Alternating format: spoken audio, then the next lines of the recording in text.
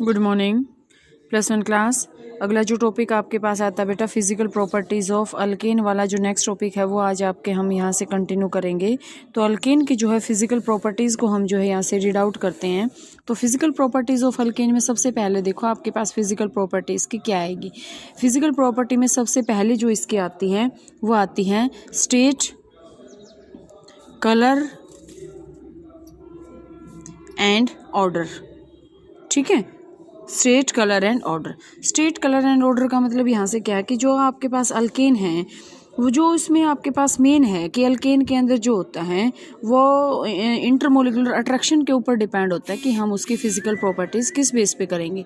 तो उसके जो इंटरमोलिकुलर फोर्सेस ऑफ अट्रैक्शन उसी की बेस पे हम इसको सॉलिड, लिक्विड और गैसेस के जो है उसके फॉर्म में हम कह सकते हैं उसको कलर, कलरलेस है या फिर उसका कोई कलर है, ऑर्डर मतलब उसकी स्मेल कैसी है। तो इसी बेस पे हम इसको जो है डिफाइन कर सकते हैं।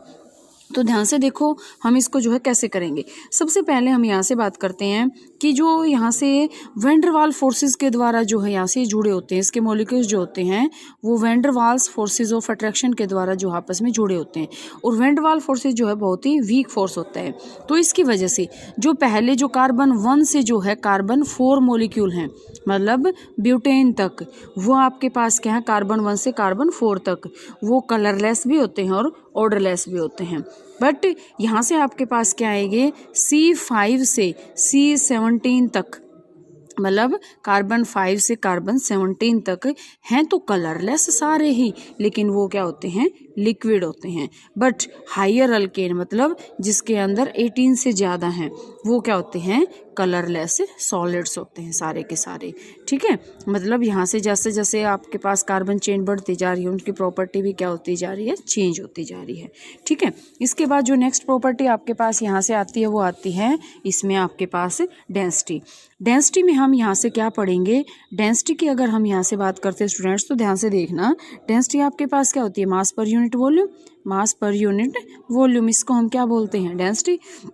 तो जो डेंसिटी होती है ना अल्केन्स की वो आपके पास क्या होती है, अल्केन्स की जो डेंसिटी होती है ना वो बहुत ही कम, मतलब एक बहुत ही रेयरली चांस है कि वो जो है स्पीड में ज़्यादा स्पीड में बढ़े, इंक्रीज होती है विद मोलिकुलर मास। तो यहाँ से हम बात कर सकते हैं कि अल्केन्स जो होते हैं ना वो आपके पास लाइटर होते हैं than water, lighter than water. यहाँ से ये क्वेश्चन रीजनिंग आपसे पूछा जा सकता है, why alkanes have low density than water, क्योंकि अल्केन्स के अंदर क्या होता है इंटरमोलिकुलर फोर्सेस ऑफ अट्रैक्शन एक तो बहुत कम होता है और ये एक मतलब कांस्टेंट होती है कि उसकी 0.8 डेंसिटी मोस्टली कांस्टेंट होती है ये इसकी। ठीक है, इसके बाद आपके पास आती है इसकी जो नेक्स्ट प्रॉपर्टी आती है वो आती है सोल्यूबिलिटी।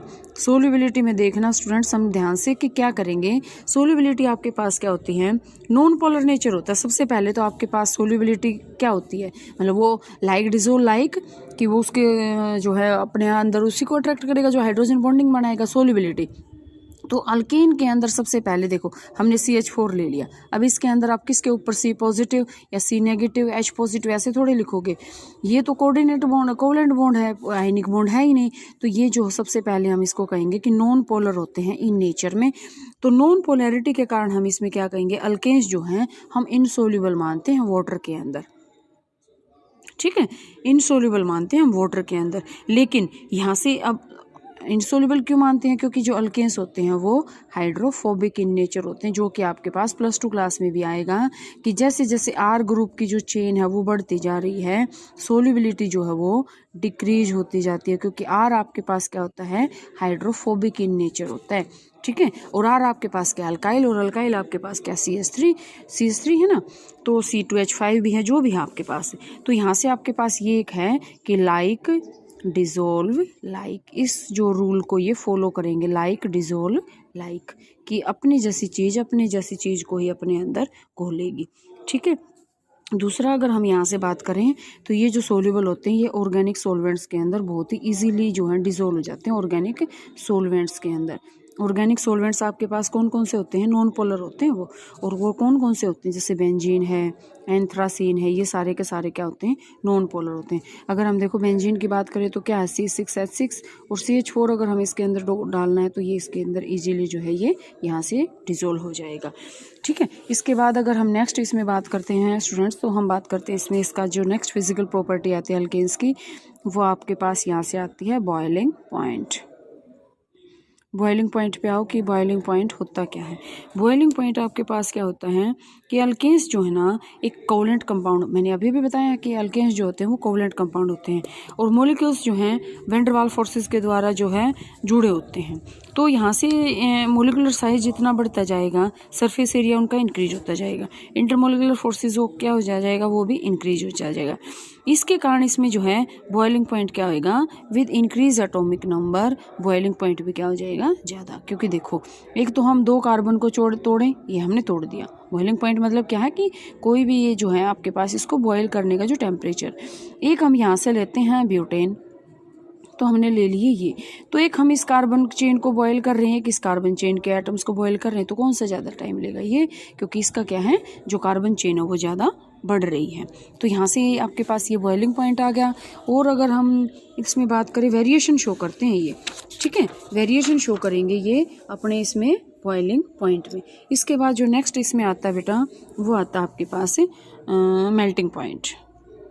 क्योंकि बॉइलिंग पॉइंट और मेल्टिंग पॉइंट का आपको पता होगा, मेल्टिंग कब होती है और बॉइलिंग कब होती है। बॉइलिंग मतलब लिक्विड को बॉयल करेंगे, मेल्टिंग मतलब सॉलिड को बॉयल करेंगे। अब देखो इसमें अल्केन की जो है सिस्टमेटिक ग्रेडेशन नहीं है कि हम ये कहें कि एक बार इंक्रीज होएगा एक बार डिक्रीज होएगा।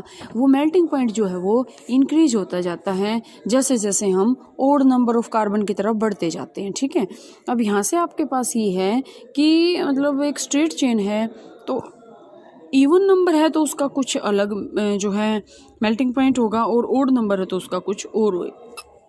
इवन नंबर कार्बन के एटम है तो उसके जो है लेटेस्ट जो स्ट्रक्चर्स हैं वो जो है टाइटली पैक होंगे, लेकिन ओड के जो है वो थोड़ा सा लूजली पैक्ड होंगे। इंटरमोलिकुलर फोर्सेस जो है रिलेटिवली लेस होगा ओड में इन कंपैरिजन टू इवन। तो इवन का जो मेल्टिंग पॉइंट होगा वो क्या होगा, हाई होगा in case of odd. Clear हो गया? यह आपको यहाँ से इतना ही क्लियर करना है कि बॉइलिंग पॉइंट एक आपके पास क्या है, वो तो सिस्टमेटिक ढंग से इंक्रीज होता जा रहा है, लेकिन यहाँ से इसने बता दिया मेल्टिंग पॉइंट। मेल्टिंग पॉइंट में इसने 2 पॉइंट्स दे दिए, इवन एंड ऑड। इवन और ओड का मतलब क्या है, इवन के अंदर ये बताया गया है कि जो पार्टिकल्स होते हैं वो बहुत ही टाइटली पैक्ड होते हैं, उनको तोड़ने के लिए ज़्यादा एनर्जी देनी पड़ेगी, तो मेल्टिंग पॉइंट हाई है। ओड में आपके पास क्या है, लूजली पैक्ड है, उनको तोड़ने के लिए ज़्यादा एनर्जी नहीं देनी पड़ेगी, तो यहाँ से इनका जो है मेल्टिंग पॉइंट कम होता जाता है। ठीक है, इसके बाद आपके पास जो नेक्स्ट टॉपिक बेटे आएगा उसमें आपके पास आएगा केमिकल प्रॉपर्टीज़ ऑफ अल्केन। आप इतना करेंगे हमने क्या क्या किया है। सबसे पहले हमने किया यहाँ पे स्टेट, कलर, ऑर्डर। ये मैंने आपको बताया van der Waals forces of attraction के द्वारा ये जुड़े होते हैं, जिसके कारण ये डेंसिटी है। इनकी डेंसिटी मैंने आपको बताई है कि लाइट जो वाटर से ये क्या होते हैं, बहुत ही लाइट होते हैं। सोल्युबिलिटी बताया मैंने, नॉन पोलर के अंदर ये डिजोल्व होते हैं, पोलर के अंदर ये नहीं होते, मतलब वाटर के अंदर डिजोल्व नहीं होते। बॉइलिंग पॉइंट बता दिया, मेल्टिंग पॉइंट बता दिया, तो आप इतना करेंगे। इसके बाद केमिकल प्रॉपर्टीज़ करेंगे, जो कि बहुत इंपॉर्टेंट टॉपिक है, जो कल से स्टार्ट होएगा। इसके अंदर सब्स्टिट्यूशन जो मैंने आपको पहले बताया था वो स्टार्ट होगा, तो इतना बच्चे आप करेंगे। आगे जो है नेक्स्ट कल करते हैं।